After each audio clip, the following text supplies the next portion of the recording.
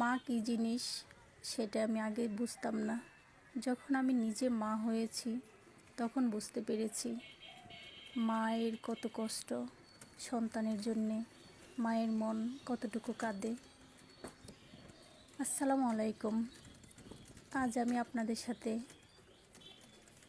একটা অন্যরকম video share করছি। প্রতিদিন আমার মেয়েকে আমাকে স্কুল থেকে আনতে যেতে হয়।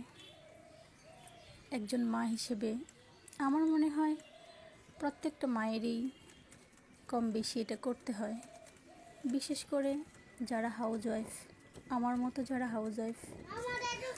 আমি নিজেকে গর্ববোধ করি, নিজে গর্বিত যে আমি একজন মা, আমার সন্তানদের জন্য আমি কিছু করতে পারছি। আগে বুঝতাম না, যখন আমি মা হইনি আমার মা আমার জন্যে কান্না করতো। আমাকে দেখতে না পেলে, আমার সাথে একটু কথা না বলতে পারলে, একদিন যদি কথা না বলি পরের দিন আমার মা ফোন করে আমার সাথে কান্না করতো। তখন আমি ভাবতাম, কেন এত কান্নাকাটি, কেন একদিন কথা বলি না বলে কি হয়েছে। এখন বুঝতে পারি মায়ের কি জ্বালা।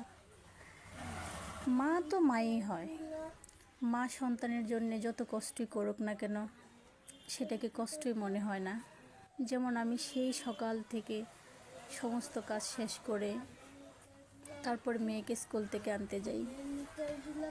নিজের জন্যে একটু সময় আমার নেই, নিজে যে একটু বিশ্রাম নেব সেটা নেই। যতক্ষণ একটু বিশ্রাম নিব, একটু সময় যদি পাই, সে সময়টা বাচ্চাদের পিছনে ব্যয় করতে বেশি ভালো লাগে।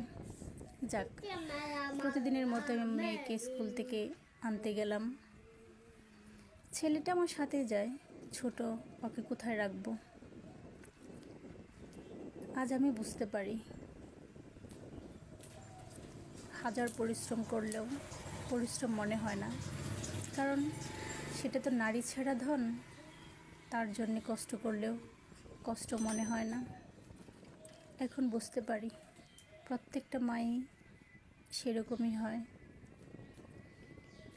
মা তো মাই, তার কোনো বিশ্লেষণ হয় না। সারা জীবন মাকে নিয়ে লিখলেও লেখা শেষ হবে না।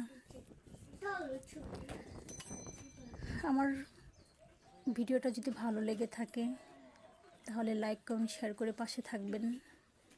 আমি ইমোশনাল হয়ে যাচ্ছি, আমার মাকে নিয়ে মনে হয়ে গেছে আমার। আল্লাহ হাফেজ।